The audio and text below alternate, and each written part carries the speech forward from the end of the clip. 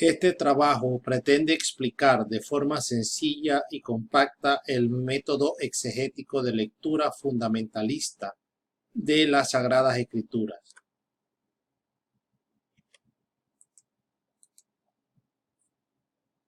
Los debates sobre la inspiración, la autoría y la autoridad de la Biblia han sido temas que nos han acompañado por 2000 años.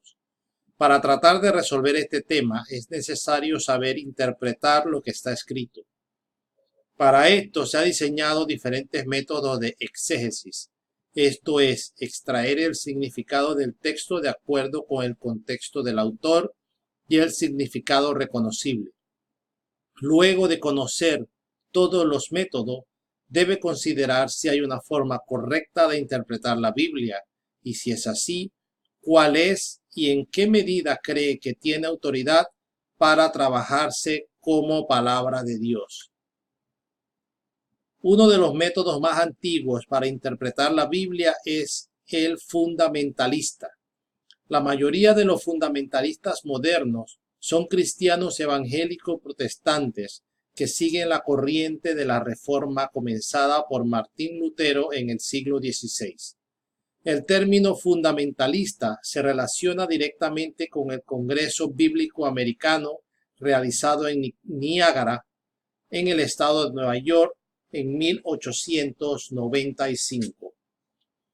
Los que siguen esta corriente consideran que la Biblia fue inspirada por Dios de manera literal, es decir, fue infundida por Dios en el escriba. Por lo tanto, para los fundamentalistas, decir que la Biblia está inspirada significa que Dios la infundió, la dictó a los autores humanos de la Biblia.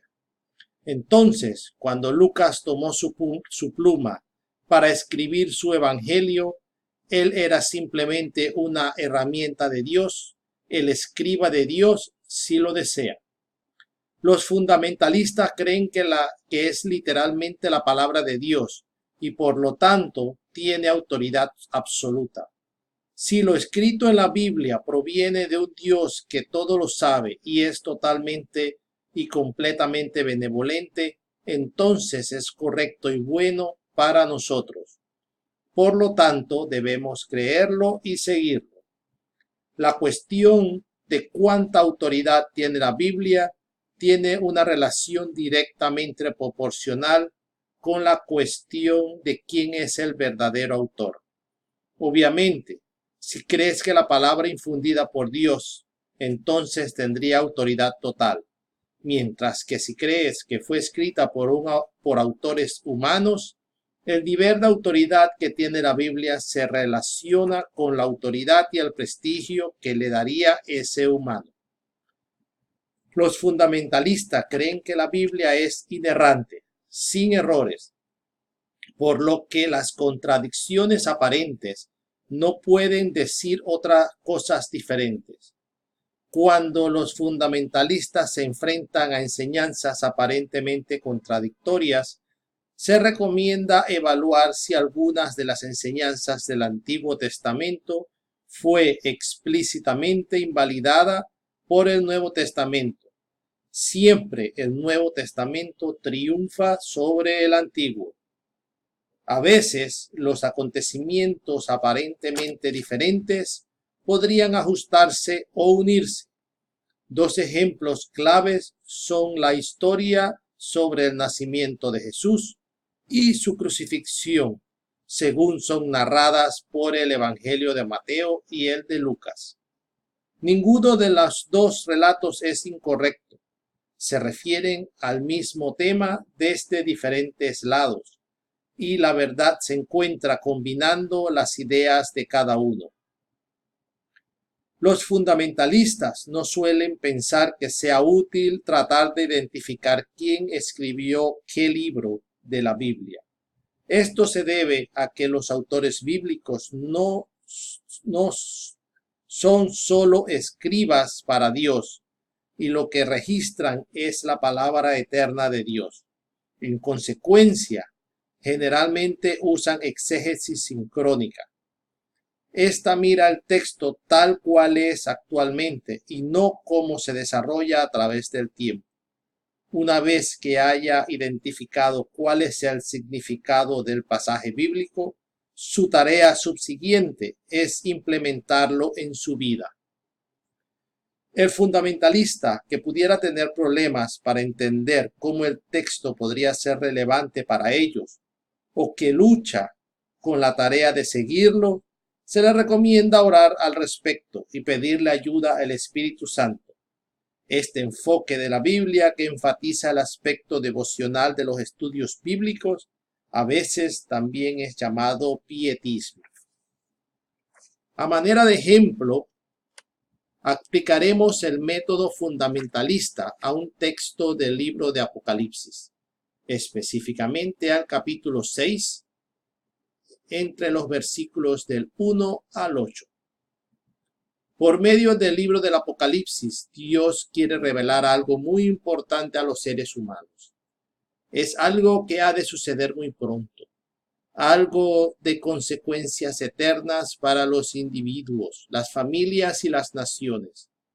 El Apocalipsis es la respuesta divina para el hombre confundido y desorientado de este tiempo.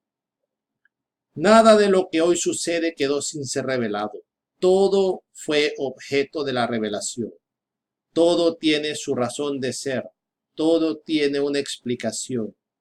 Todo es consecuencia de un conflicto que comenzó hace muchísimo tiempo en un distante lugar del universo. Al llegar al capítulo 6 del Apocalipsis, nos damos cuenta de inmediato de que llegamos a la parte medular del libro.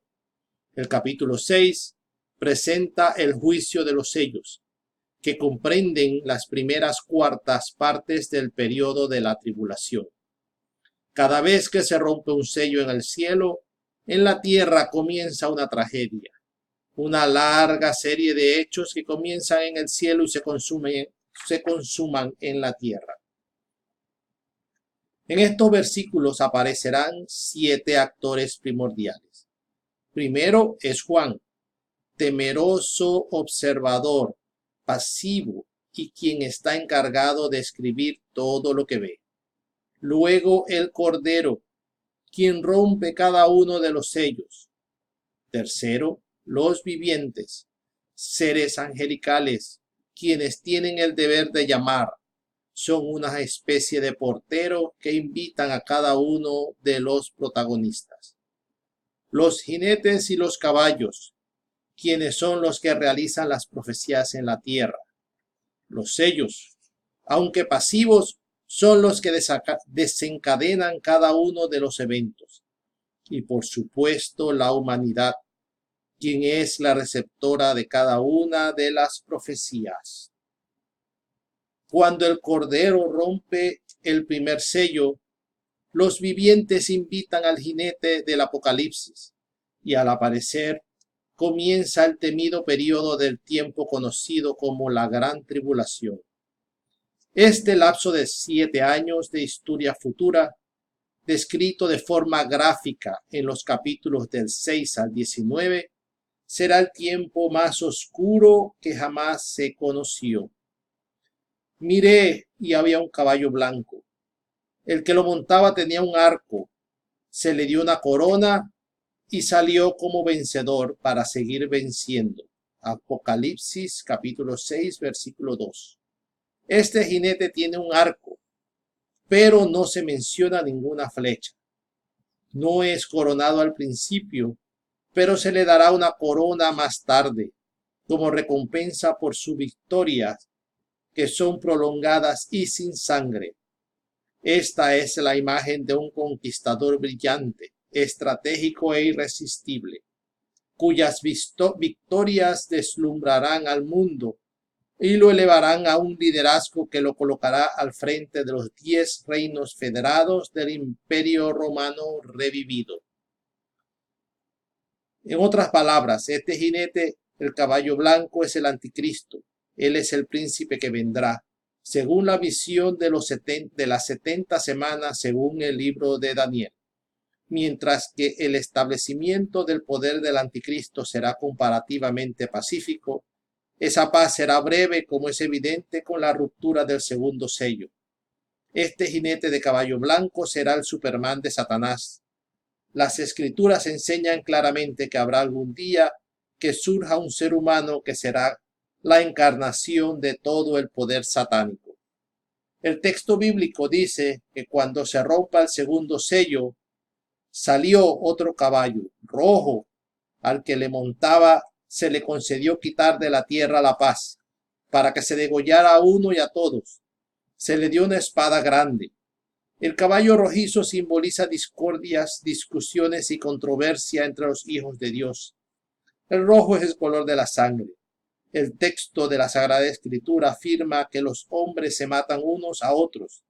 Es decir, esta es una guerra entre hermanos. No proviene de afuera, sino se desarrollará dentro de la misma iglesia. Los protagonistas serán los mismos cristianos. Cuando se abra el tercer sello, Juan dice, mire, y entonces había un caballo negro, al que lo montaba tenía en la mano una balanza. El color negro habla por sí mismo, es lo opuesto del blanco. Si el caballo blanco representa el periodo de tranquilidad de la iglesia, nos podemos imaginar la degradación que simboliza este jinete. El jinete que monta ese caballo tiene una balanza en la mano y súbitamente se oye una voz diciendo, 1 litro de trigo por denario, 3 litros de cebada por denario, pero no causen daño al aceite y al vino. Esto significa opresión, explotación y hambre, y no solo el hambre corporal, sino el hambre espiritual. Durante este triste periodo, los hijos de Dios se apartarán por completo de las enseñanzas de las Sagradas Escrituras. Será ciertamente un periodo negro. Las tinieblas se habrán cada día más densas. Quedará en el olvido la verdadera adoración y la pura obediencia a la palabra. El enemigo estará consiguiendo su propósito una vez más. Cuando se abra el cuarto sello, nuevamente se llama Juan para que viera lo que iba a suceder. Él lo relata de esta manera. Miré entonces si había un caballo verdoso. El que lo montaba se llamaba Muerte y el Hades le seguía. Se le dio poder sobre la cuarta parte de la tierra para matar con la espada, con el hambre, con la peste y con las fieras de la tierra. No es muy difícil alarmarse con una imagen de un jinete montado sobre un caballo verdoso que disemina la destrucción sobre la cuarta parte de la tierra. La visión del caballo verdoso simboliza el periodo cuando se consumará la degradación de la iglesia cristiana. Esta degradación comenzó en el periodo del caballo rojizo, se acentúa en el periodo del caballo negro y volverá terrible en el periodo del caballo verdoso. Durante este tiempo se perseguirá a quienes se atrevan a obedecer la Santa Escritura. Esto sucederá en el periodo de la absoluta supremacía del Anticristo.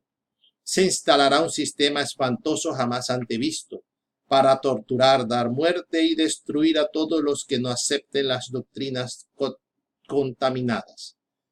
Según la lectura fundamentalista, el propósito de Juan al escribir este libro, el único profético del Nuevo Testamento, es preservarlos de las doctrinas falsas que varios herejes introducirán en el rebaño de Cristo.